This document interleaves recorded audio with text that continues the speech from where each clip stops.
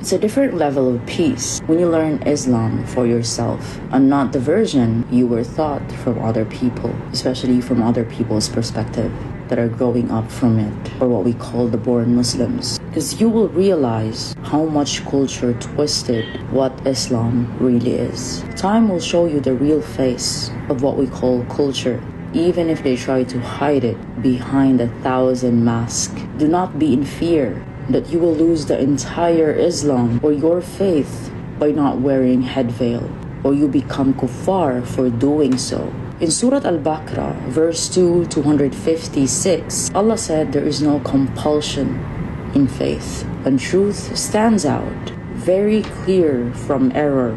And this set a foundational principle of that no one, including women, should be coerced against their will, whether in faith, in marriage, or their personal choice, because that's between them and the Creator, and respect for individuals' choice. Hijab is a moral guidance. It is not a tool for force. In the verse in Surah An-Nur 24:31, and tell the believing women to lower their gaze and guard their chastity and not to display their adornment except what is apparent. For example, this is me.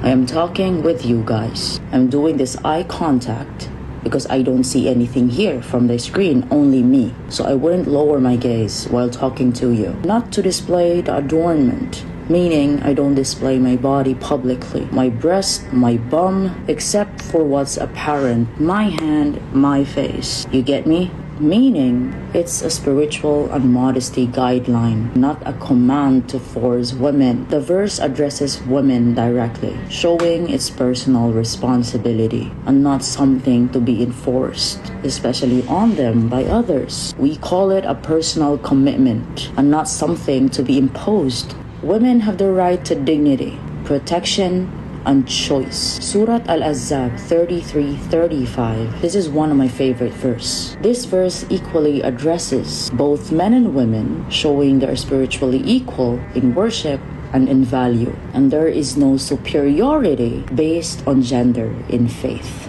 We all have free will in faith and even in practice. That's in Surah Al-Kahf 18:29. The truth is from your Lord, so whoever wills, let them believe, and whoever will, let him disbelieve. Even belief itself is all based on choice and not coercion. And this applies to everyone, including women. Forcing someone to practice Islam is against the Quran, because doing so makes people run away from it.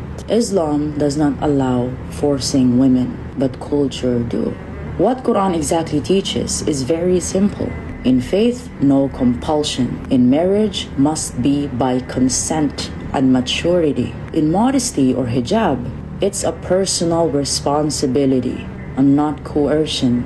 And in divorce, women must not be harmed or even held against their will. Now, in spiritual worth, men and women are equal, especially in the eyes of Allah. So why call someone kuffar if someone doesn't fit in your own human cultural perspective? Quran is so clear and just, so why complicate the word of God? Why to inflict constant fear? Because that doesn't make you one of the righteous. To be honest, it makes you judgmental. Let Quran speak for us and not culture. Then you'll realize how Islam is easy for every human being exists. Assalamu alaikum.